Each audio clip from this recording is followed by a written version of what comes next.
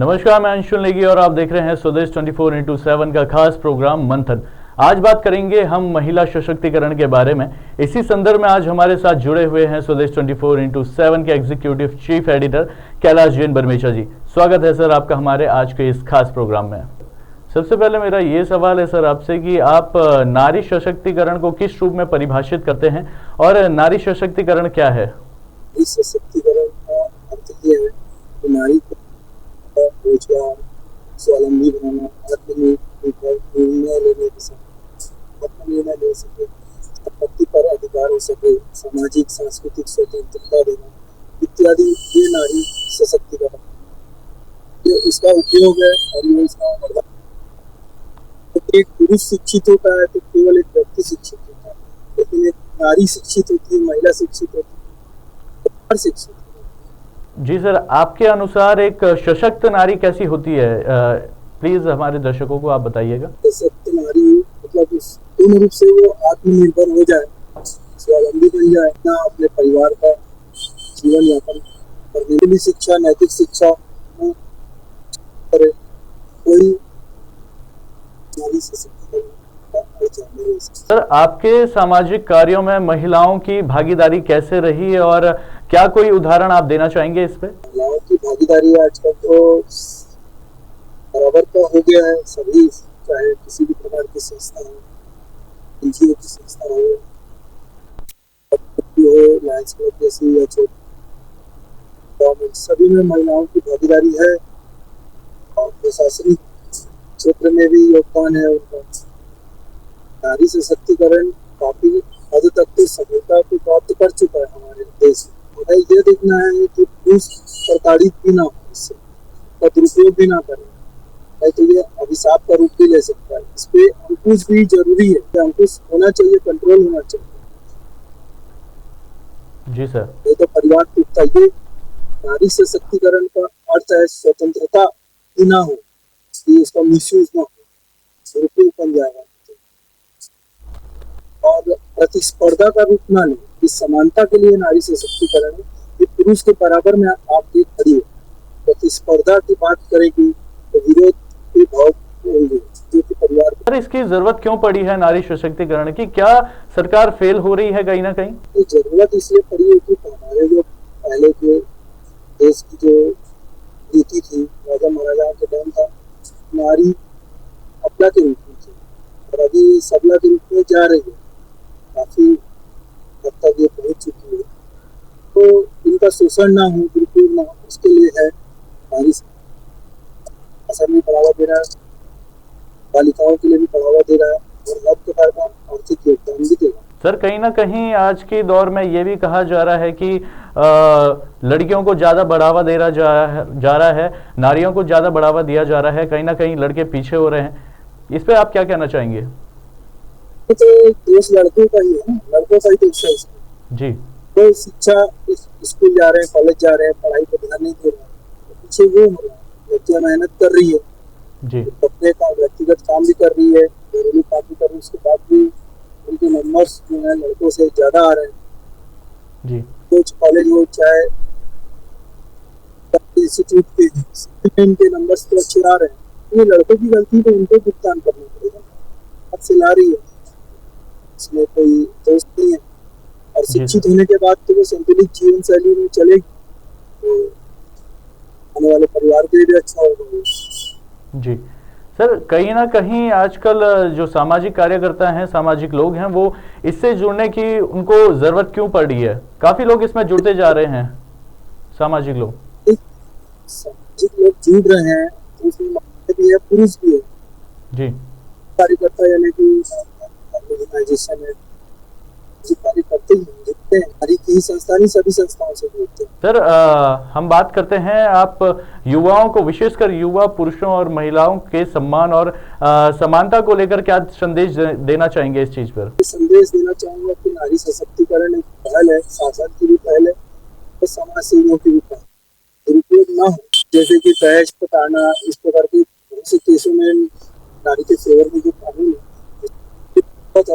अभी शासन और अपना जो कानून है वो इसका दुरुपयोग होने से बचाया है। कि पहले उसका सत्यापन करेंगे फिर गिरफ्तार करेंगे। इस प्रकार से दुरुपयोग न हो इसका, तो ये नहीं चल पाएगा। के लिए है नारी सशक्तिकरण, मतलब स्तर में खड़े करने के लिए, उसके प्रतिस्पर्धा के लिए नहीं। प्रतिस्पर्धा जो होती है शत्रु के लिए, वो न हो, इसका ध्यान रखना है नारियों को। विरोध का भाव समाज में तनाव। सर आज के दौर में कहीं ना कहीं देखा जाए तो पुरुष के साथ महिला भी नशे की पदार्थ को ले रही है। क्या ये सरकार की गलती है फिर या फिर हमारे समाज की गलती? इसमें आप अपनी राय दीजिएगा। सरकार की तो इसमें कोई गलती नहीं है जी, हमारे प्रशासन प्रशासन की तो कोई गलती नहीं है जी। समाज का नहीं है, ये समाज का देखा देखी में थोड़ा सा होता है, और दुष्परिणाम आएंगे कोई भी चीज का वरदान की रूप से समझना होगा। हर जगह जाने के लिए दो प्रकार के रास्ते जाना है, कैसे करना है। मंजिल को तय रखे हुए तो भटकाव नहीं होगा। मंजिल तय ना होने से भटकाव हो सकता है। में मंजिल होनी चाहिए, मुझे ये लक्ष्य है, इसे करना है मुझे, तो लक्ष्य पे चलने से भटकाव की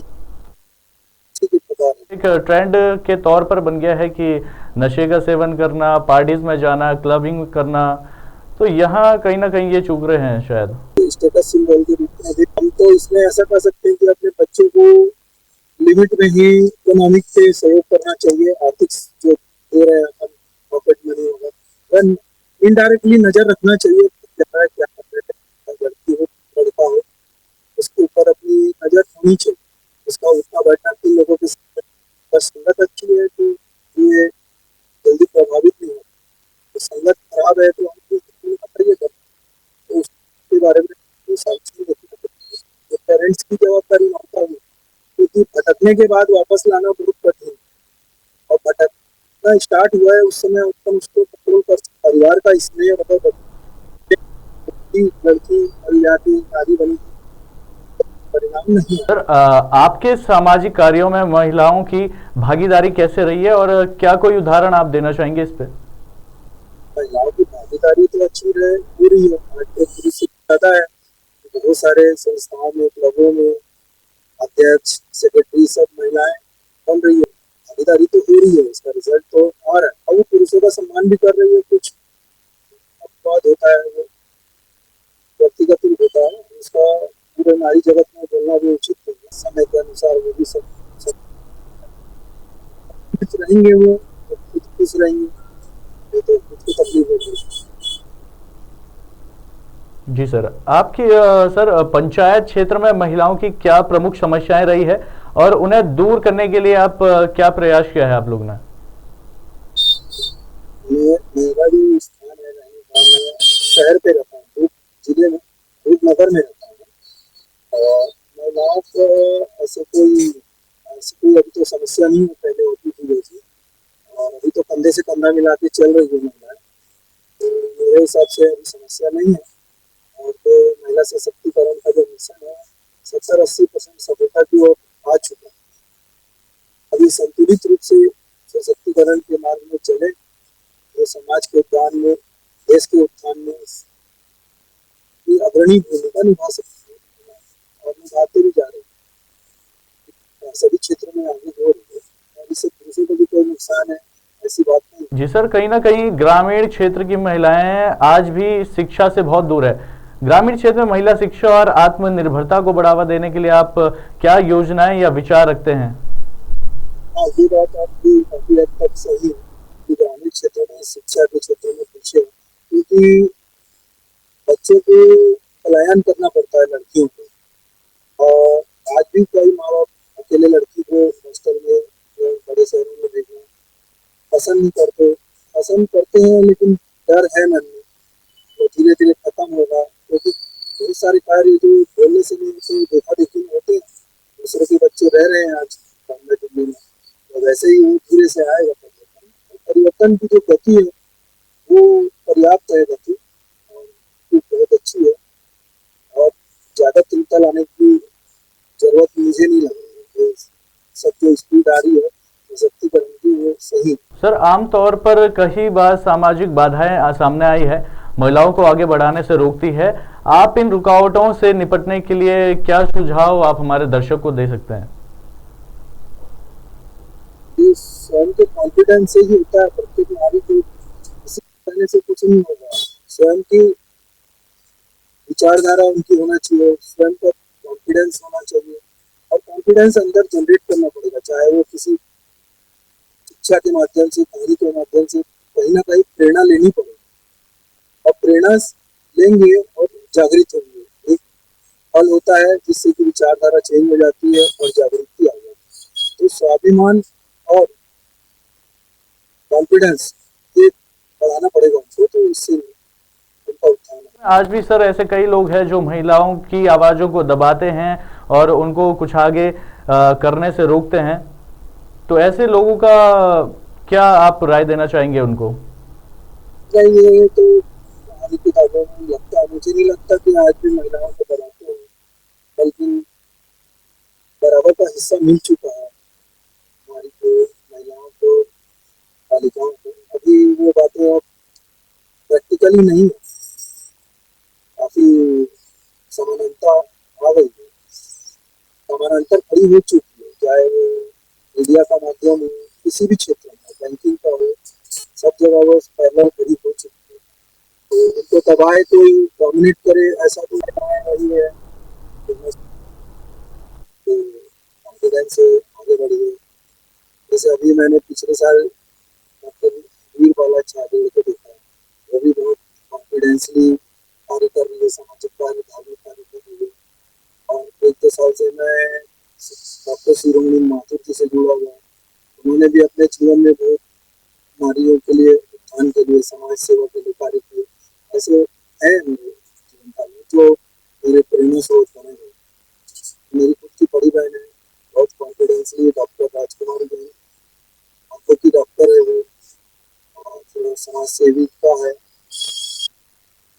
ये ब्लड डोनेशन, देहदान, अंगदान, त्वचा दान सभी में वो राष्ट्रीय लेवल पे है।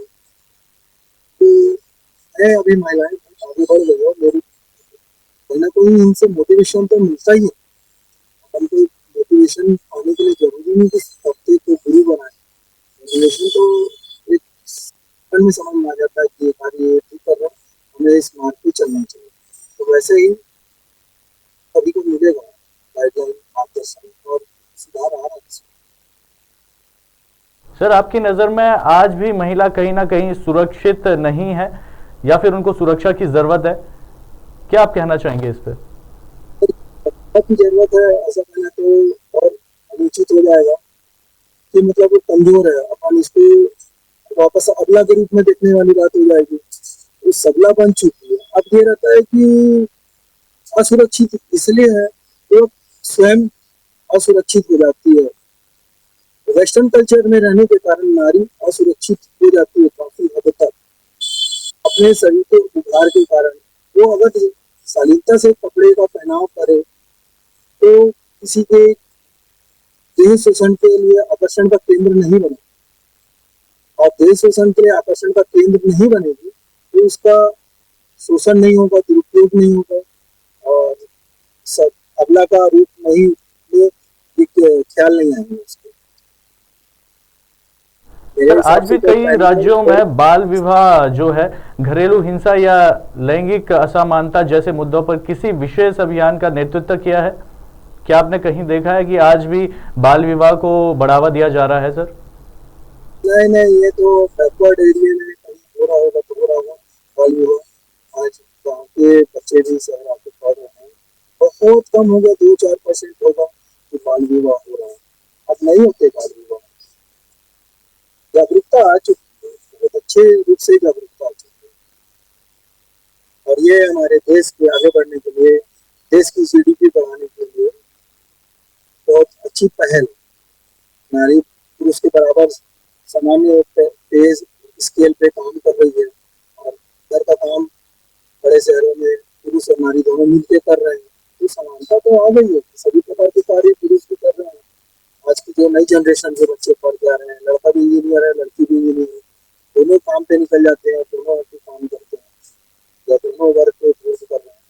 तो बहुत अच्छा परिवर्तन आ चुका है। इसमें अभिशाप मात्रा बहुत कम है, मिसयूज हो रहा है, वैसा नहीं है। इतना नुकसान नहीं है, फायदा ज्यादा हुआ है सशक्तिकरण से। और समाज की मुख्य धारा से तो नारियां पहले भी जुड़ी हुई थी, ऐसा नहीं कि पहले मुख्य धारा से नहीं जुड़ी हुई थी। अब सहभागिता इनकी बढ़ती जा रही है, जो कि इनके स्वाभिमान को एक प्रकार की संतुष्टि प्रदान करते हैं। स्वाभिमान को उसके स्वाभिमान को संतुष्टि देने में किसी प्रकार की कोई तकलीफ नहीं होना चाहिए। बस ये है कि मिसयूज ना हो, उसके लिए पैरेलल अपने पास सारी व्यवस्थाएं होनी चाहिए। तो थोड़े दिन बाद एक नारी सशक्तिकरण के साथ पुरुष प्रताड़ना संस्था बनानी पड़ जाएगी, जो कि बनते रहेगी और धीरे धीरे विकराल रूप ले लेगी। वो स्थिति भी ना है, संतुलित रहे, कोई भी चीज संतुलित ही अच्छी। आजकल ये कहीं ना कहीं देखा जा रहा है। और नारी सशक्तिकरण जो है, इसकी जिम्मेदारी और एडवांटेज क्या क्या हो सकते हैं सर? जिम्मेदारी तो इसकी पूरी समाज को है, समाज के या राजनीतिज्ञों को नहीं है। हर आदमी एक सामाजिक प्राणी होता है और समाज सेवक होता है।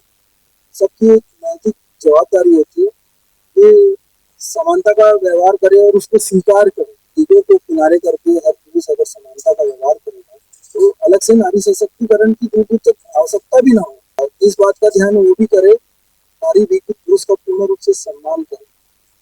नहीं तो ये भी कभी कभी देखने में आता है कि बड़े ओहदे में जाने के बाद नारी पुरुष को इग्नोर कर देती है, चाहे वो पारिवार में उसका पति हो, चाहे किसी कंपनी का उसके नीचे का ऑफिसर हो, तो उसमें उसको इग्नोर ना करे। कहीं ना कहीं पुरुष प्रताड़ना भी जागरूकता लाएगी, ये उनके लिए अभिशाप होगा। तो मेरा ऐसा सोचना है।